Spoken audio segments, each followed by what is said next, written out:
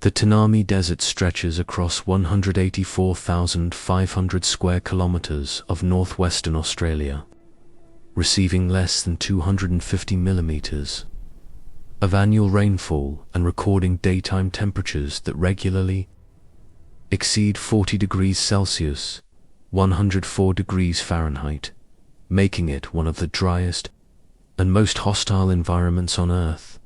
On January 17, 2006, a 35-year-old Australian man named McGee, weighing 105 kilograms, 231 pounds, claims he became stranded here without food, water, or any means of communication, and was discovered 71 days later, on March 27, 2006, by stockmen near Burrundudu Station, having lost over 60 kilograms, more than half his body weight. McGee wasn't an outdoorsman or survival expert. He was an ordinary Australian with a troubled past, including fraud convictions. By early 2006, he claimed to be turning his life around, driving to Port Hedland for a construction job opportunity when disaster struck on the remote Boone Highway. The Tanami Desert covers an enormous 184,500 square kilometers of northwestern Australia, a vast wilderness of red earth and golden spinifex grass that locals sometimes call the land of no one. Hundreds of miles separate settlements. There is no cell phone reception, and temperatures swing dramatically from scorching days to freezing nights, meaning rescue, if needed, could take days to arrive.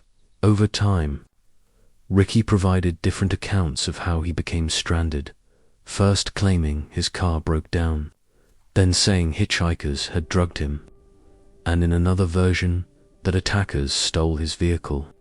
The truth may never be known, but what is undisputed is that on March 27, 2006, stockmen from Burrundudu Station found him severely emaciated and close to death. The Tanami Desert is named after the Tanami Aboriginal language group, who have navigated this harsh environment for over 40,000 years. Indigenous Australians developed sophisticated techniques to find water and food in this seemingly barren landscape. Knowledge of local plants, animals, and seasonal patterns passed down through generations that would prove vital for anyone lost here. Whatever the circumstances of his stranding, Ricky faced a brutal reality, surviving in one of Earth's most hostile environments with no supplies, no experience, and no certainty of rescue. Most people in 40 degrees Celsius heat without water die within 3 days. Ricky's ordeal would last 71. According to Ricky's account, he woke up disoriented in the desert with nothing but the clothes he wore, a set of keys, and loose change in his pockets. In any survival situation, priorities are clear. Water first, shelter second, food third, and without water, death comes within days, Ricky claims. He wandered the first day in a state of shock and confusion as the scorching sun beat down mercilessly. By afternoon, dehydration had begun to take hold. Headaches, dizziness, thickening saliva, and darkening urine signaling his body was already in distress. His first stroke of luck came when he discovered a small dam, one of the artificial water catchments created for livestock on the vast cattle stations that dot the Outback. That first drink was the best thing I've ever tasted in my life, McGee later recalled. I didn't care what was in it or how bad it smelled. It was wet, and that's all that mattered. The water was stagnant, filled with insects and algae, and in normal circumstances, drinking it risks severe illness from bacteria and parasites. But when the alternative is certain death from dehydration, such risks become acceptable. With his most immediate survival need addressed, Ricky faced another challenge: shelter. The temperature swing in the desert is dramatic. Scorching days, followed by surprisingly cold nights and without protection. This cycle is physically devastating, using branches, leaves, and whatever materials he could gather. Ricky built what Australians call a humpy, a simple lean-to structure providing basic protection from the elements. He dug slightly into the ground to create a depression, positioned larger branches as a frame, and wove smaller ones into walls to block the worst of the wind. The humpy wasn't much, he said in later interviews, but it gave me some control over my situation. It meant I wasn't completely at the mercy of the environment. As days passed, Ricky established a perimeter within walking distance of the dam, learning the terrain and its limited resources. This decision to remain near a water source rather than attempting to walk out is controversial among survival experts. Some argue that in the Australian outback, striking out toward roads offers better rescue chances. But for Ricky, already weakened and with no idea which direction led to civilization, staying near reliable water ultimately proved the right choice. By day 3, hunger had become Ricky's constant companion. The human body can survive weeks without food, but the process transforms from sharp, painful hunger into a hollow weakness that permeates every movement and thought. The Tanami Desert appears barren to untrained eyes, but it does contain food sources for those desperate enough to find them. Near the dam, Ricky spotted small leeches, not something most would consider food, but to a starving man, a potential source of protein.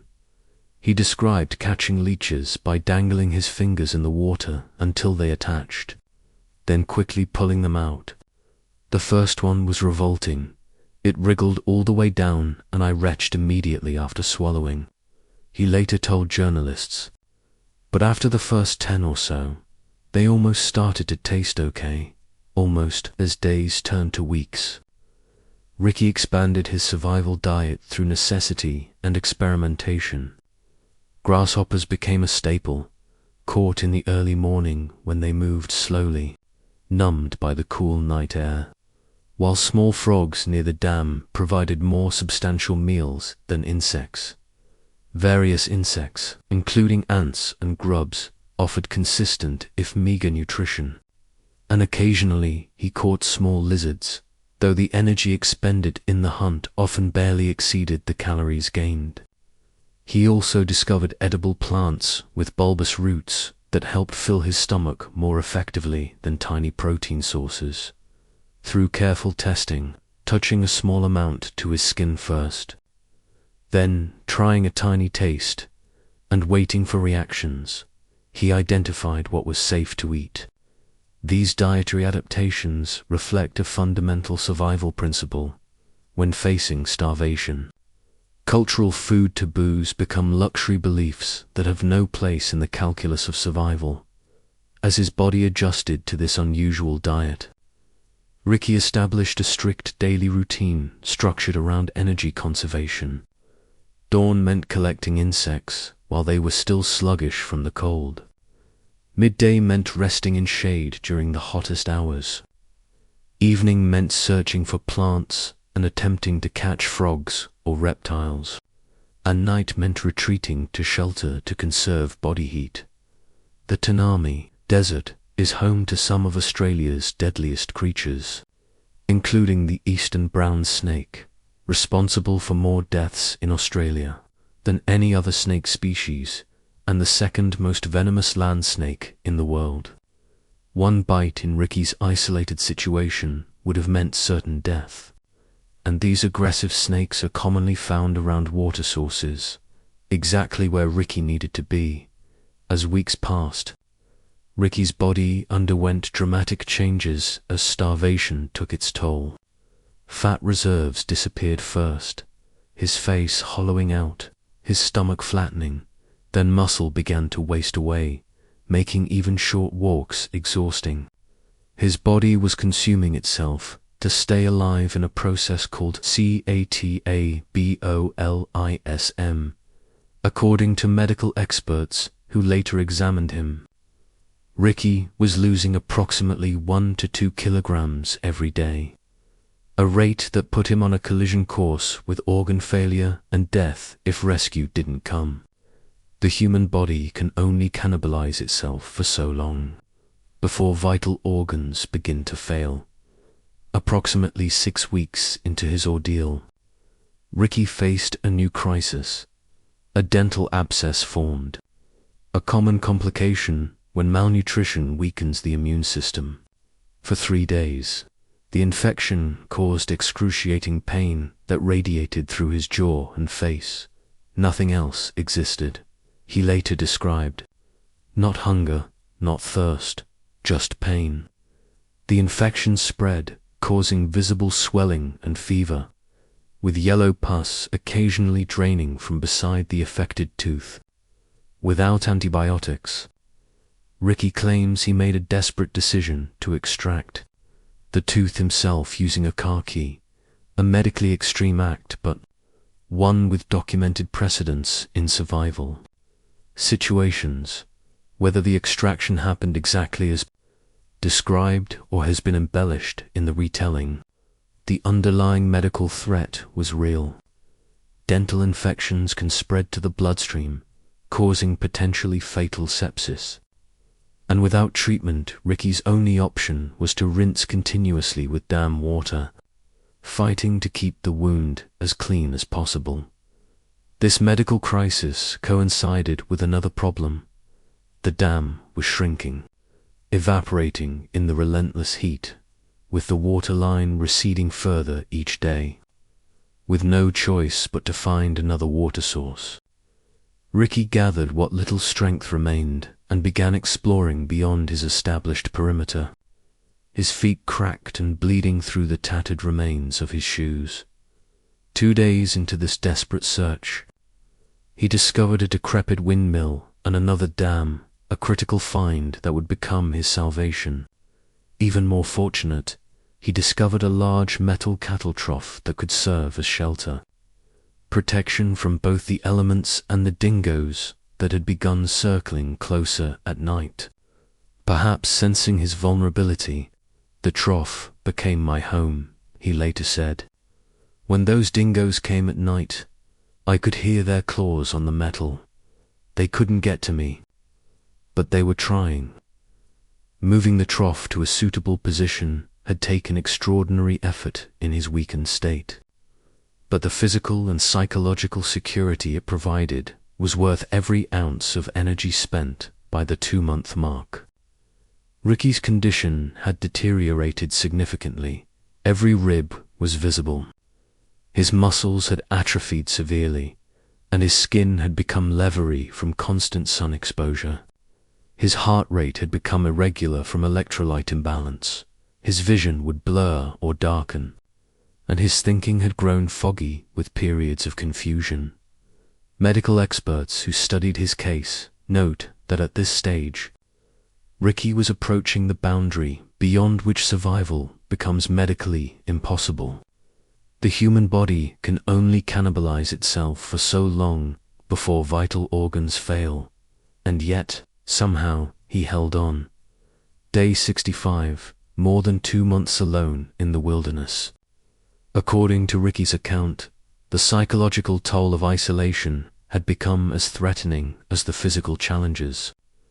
As humans are social creatures whose brains aren't designed for complete solitude, especially during crisis.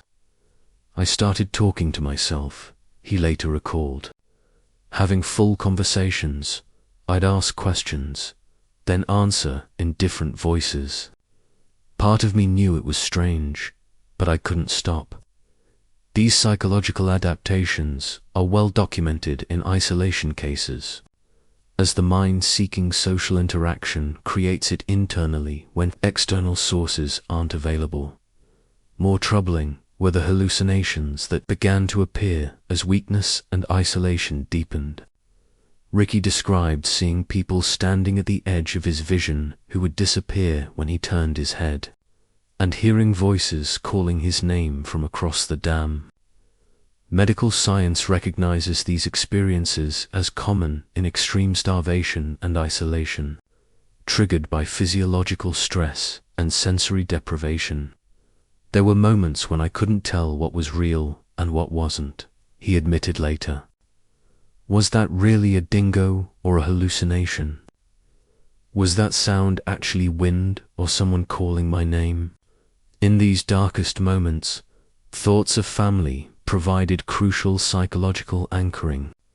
Ricky focused on memories of loved ones, creating detailed imaginary conversations and reunions, a technique that survival experts recognize as vital, as maintaining connection to important relationships even when physically isolated has saved many survivors in similar situations. I made a deal with whatever was listening, he said. Just let me see my family one more time. Let me make things right with them. Then you can take me. Survival. Experts call this the surrender moment, when continuing seems impossible and death begins to look like relief, and how a person navigates it often determines whether they survive. For Ricky, salvation came when he was at his absolute lowest point.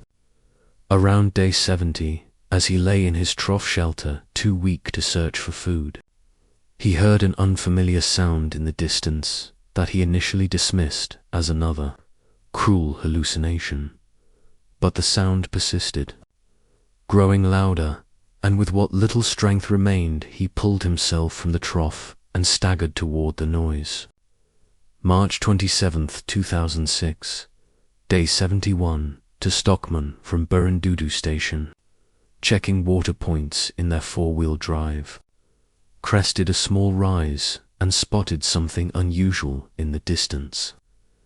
At first, we thought it was a dead kangaroo, Jack Cole, one of the stockmen, later recounted to journalists, but something about it didn't look right. As they drew closer, the shape resolved into something both familiar and horrifying, a human being, severely emaciated, barely recognizable as living. Ricky McGee, once a sturdy 231 pounds, 105 kilograms man, had been reduced to approximately 99 pounds, 45 kilograms. He looked like a walking skeleton, Cole told reporters. I've never seen anyone so thin, still breathing. The stockman approached cautiously, giving him small sips of water, knowing that too much could be dangerous after severe dehydration. They radioed for help, their voices tense with urgency. And what followed was a complex medical evacuation from one of Australia's most remote locations. Ricky was transported first to Burundudu Station, then airlifted to Royal Darwin Hospital. The medical team that received him was shocked by his condition. Dr. Sarah Connor, the emergency physician who first assessed McGee, later told media, I've worked in emergency medicine for 15 years and never seen someone so emaciated who was still conscious. His vital signs were barely compatible with life. The medical assessment confirmed the severity of his condition. Weight approximately 45 kilograms down from his normal 105 kilograms. Severe dehydration, extreme muscle atrophy, compromised kidney and liver function, and electrolyte imbalances threatening his heart rhythm. His survival is medically remarkable. Dr. Connor told the press, the human body isn't meant to lose weight that rapidly or survive on such minimal nutrition for so long. The medical team began the delicate process of refeeding him, a dangerous phase of recovery from severe starvation where too much nutrition too quickly can trigger refeeding syndrome, potentially fatal as the starved body struggles to restart normal metabolic processes. Ricky received carefully calculated amounts of fluids electrolytes, and very small amounts of easily digestible nutrition, as his body desperately wanted to devour everything offered, but his heart could not handle the sudden electrolyte shifts as news of the miracle survival hit headlines across Australia and then internationally. Questions began to surface about how Ricky had ended up in the desert. His changing story raised red flags among journalists and law enforcement. Police investigations found no abandoned vehicle on the Boontini Highway matching his description, and journalists uncovered his criminal history, including fraud convictions and outstanding warrants. Yet medical experts unanimously confirmed the authenticity of his physical condition. The inconsistencies don't change the medical facts. Dr. Connor insisted in follow-up interviews, whatever led him to be in the desert. He survived conditions that would kill most people within days. Within 6 days of his rescue, against medical advice, Ricky discharged himself from the hospital, still dangerously underweight and requiring careful monitoring. The media scrutiny had become overwhelming, he later wrote. The only thing worse than dying in the desert was being called a liar after surviving it. In the years following his rescue, Ricky worked to rebuild his life while dealing with the lasting aftermath of his ordeal. Physically, he never returned to his previous weight, his metabolism permanently altered by the starvation, while psychologically he reported recurring nightmares, food hoarding behaviors, and panic attacks, his brain still wired for the constant hypervigilance needed for survival. In 2007, Ricky published a book titled Left for Dead: How I Survived 71 Days Lost in a Desert Hell, providing his most comprehensive account of the experience. The book received mixed reviews, praised for its gripping account of survival techniques, but criticized for not fully addressing the inconsistencies in his story about how he initially became stranded. Eventually, Ricky made another dramatic choice, leaving Australia entirely and relocating to Dubai in the United Arab Emirates, finding work in construction and seeking anonymity half a world away. In Dubai, nobody knows my story, he explained in his last known interview before disappearing from public view. I can just be Ricky again, not that survival guy or the Outback miracle. The irony wasn't lost on him, escaping one desert only to make his home in another. But the urban landscape of Dubai, with its gleaming skyscrapers and constant activity, couldn't be more different from the isolation of the Tanami. What can we learn from Ricky McGee's 71 days in the Outback? First, the human body's resilience exceeds what most of us imagine possible.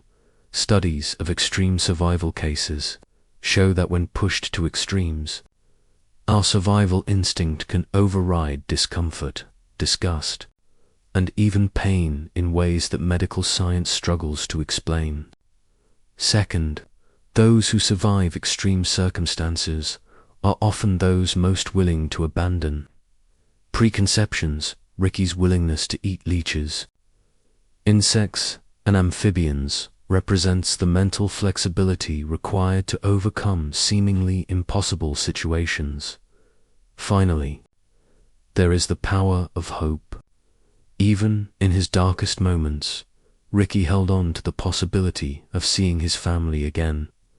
That psychological anchor, having something to live for beyond mere survival, is often what separates those who make it from those who don't. The vast red expanse of the Tanami Desert continues to bake under the Australian sun. Temperatures still soaring above 40 degrees Celsius as the spinifex grass rustles in the hot wind and dingoes howl under brilliant night skies.